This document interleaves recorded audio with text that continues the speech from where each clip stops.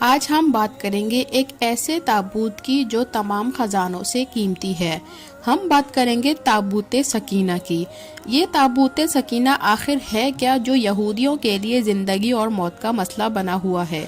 یہ مسلمانوں کے لیے بھی اسی لیے اہمیت کا حامل ہے کیونکہ اس کا ذکر قرآن مجید میں موجود ہے۔ اس میں ایسا سامان موجود ہے جس سے دل کو سکون اور راحت ملتی ہے۔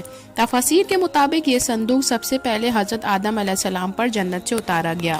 یہ شمشاد نامی لکڑی سے بنا ہوا تھا۔ اس صندوق میں حضرت آدم علیہ السلام اپنا ضروری سامان رکھا کرتے تھے۔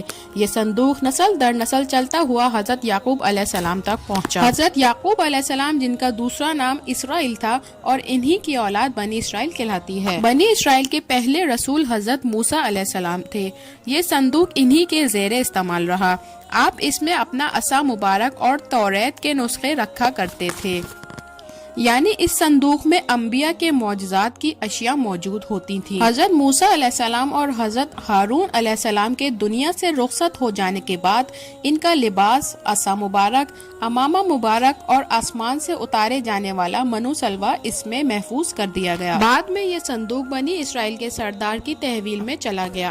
بنی اسرائیل کے لوگ اس صندوق کا بے حد احترام کرتے تھے کیونکہ اس صندوق کی برکت سے انہیں بہت زیادہ فوائد حاصل ہوتے تھے۔ کبھی کوئی آفت ان پر آتی تو یہ تابوت سکینہ کے وسیلے سے دعائیں کیا کرتے تھے۔ جنگ کے دوران بھی بنی اسرائیل تابوت سکینہ کو اپنے کندھوں پر رکھتے تھے کیونکہ ان کا کہنا تھا کہ اس صندوق کی وجہ سے انہیں فتح نصیب ہوگی۔ دوسری طرف اللہ کے احکامات کی نفی کرنا، سرکشی کرنا، اکڑ اور تکبر میں اس قوم کا شیوا تھا۔ حد سے زیادہ لالچی، مال و دولت سے محبت اور ظلم کرنے والی قوم تھی۔ اپنے انبیاء کو اذیتیں اور تکلیفیں دیا کرتے تھے۔ اللہ نے ان پر عذاب مسلط کیا اور قوم عمالقہ کو ان پر عذاب کی شکل میں مسلط کر دیا۔ اس قوم کے بادشاہ جالوت نے ان پر دھاوا بولا اور ان کی بستیاں اجاڑ دیں، شہروں کو راکھ کر دیا اور ان کا تابوت سکینہ چھین کر اپنے ساتھ لے گیا۔ بنی اسرائیل جب ہر طرف سے ہار چکے اور زمانے میں رسوا ہو گئے تب یہ قوم اپنے دور کے پیغمبر حضرت شموئیل علیہ السلام کے پاس آئی۔ انہوں نے درخواست کی کہ بنی اسرائیل کے لیے ایک بادشاہ مقرر کر دیں جس کی بدولت یہ لوگ اپنا کھویا ہوا مقام حاصل کر سکے۔ تب حضرت شموئیل علیہ السلام نے بنی اسرائیل کے لیے انہی میں سے ایک شخص حضرت طالوت کو ان کا بادشاہ مقرر کر دیا۔ یہودی ان کی بادشاہت سے خوش نہ تھے۔ تب حضرت شموئیل علیہ السلام نے فرمایا کہ اللہ نے یہی تمہارے اوپر نگران مقرر کیا ہے۔ اس کی نشانی یہ ہے کہ وہ صندوق جلد ہی تمہارے پاس پہنچ جائے گا جس میں تمہارے دلوں کا سکون موجود ہے، یعنی کہ تابوت سکینہ۔ اس پر سردار بنی اسرائیل ان کا مذاق اڑانے لگے کیونکہ وہ قوم عمالقہ کی غضبناکی سے اچھی طرح واقف تھے اور جانتے تھے کہ اس کے قبضے میں اس تابوت کا ملنا ناممکن ہے۔ جبکہ دوسری جانب قوم عمالقہ نے تابوت سکینہ کو بنی اسرائیل سے چھین کر گندگی کے ڈھیر میں پھینک دیا تھا۔ تابوت کی اس بے حرمتی پر اللہ کا عذاب نازل ہوا۔ ان کے شہر میں ایک ایسی وبا پھوٹ پڑی جس کا کسی حکیم یا معالج کے پاس علاج نہ تھا۔ لوگ بہت تیزی سے لقمہ اجل بننے لگے۔ اس قوم کے کاہنوں نے حساب لگا کر بتایا کہ اس عذاب کی وجہ تابوت سکینہ کی شدید بے حرمتی ہے۔ چنانچہ قوم عمالقہ نے اس صندوق کو ایک بیل گاڑی میں رکھا اور شہر سے باہر روانہ کر دیا۔ خدا کے حکم سے یہ بیل بنی اسرائیل کی طرف روانہ ہو گئی۔ حسب وعدہ بنی اسرائیل نے اپنے نبی کا حکم مان کر طالوت کو بادشاہ مقرر کر لیا۔ بعد میں بنی اسرائیل نے حضرت طالوت کی قیادت میں بنی اسرائیل نے قوم عمالقہ سے فتح حاصل کی۔ اسی جنگ میں حضرت داؤد علیہ السلام نے تابوت سکینہ کی بے حرمتی کرنے والے انسان یعنی جالوت کو زمین بوس کیا۔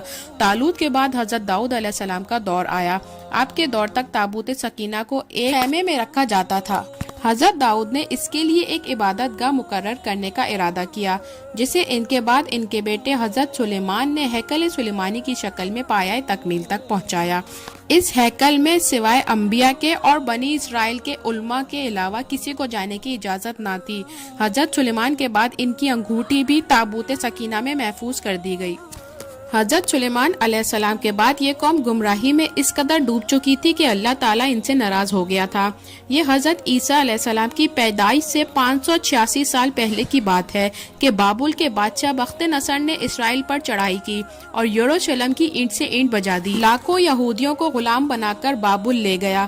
بخت نصر نے تابوت سکینہ کے ساتھ کیا کیا یہ آج تک کسی کو معلوم نہ ہو سکا۔ کئی دہائیوں بعد ایران کے بادشاہ سائرس اعظم نے یہودیوں کو بابل کی قید سے آزادی دلوائی کروائی اور انہیں دوبارہ ہیکل سلیمانی تعمیر کرنے کی اجازت دی، جسے بعد میں رومی جنرل ٹائٹس نے پھر سے تباہ و برباد کر دیا تھا، لیکن یہودی بخت نصر کے حملے کے بعد دوبارہ تابوت سکینہ کو تلاش نہ کر سکے۔ یہودیوں کا ایمان ہے کہ ہیکل سلیمانی کی تعمیر اور تابوت سکینہ کی دوبارہ بازیابی سے قبل وہ کبھی دوبارہ اپنا کھویا ہوا عروج حاصل نہیں کر سکتے جو انہیں حضرت سلیمان علیہ السلام کے دور میں حاصل تھا۔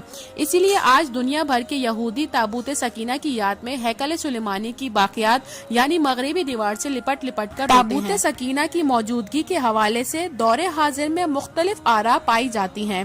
کوئی کہتا ہے کہ یہ حضرت سلیمان علیہ السلام کے محل کے کسی حصے میں دفن ہے، تو کوئی کہتا ہے کہ یہ بحیرہ مردار کے کسی غار میں چھپایا گیا ہے، کوئی ایتھوپیا تو کوئی انگلینڈ، اور بعض لوگ ہندوستان کو بھی تابوت سکینہ کا مسکن قرار دیتے ہیں۔ سوائے پروردگار عالم کے اس تابوت کے بارے میں کوئی نہیں جان سکتا، اور وہی اسے ایک دن اسے وقت مقررہ پر ظاہر بھی کر دے گا۔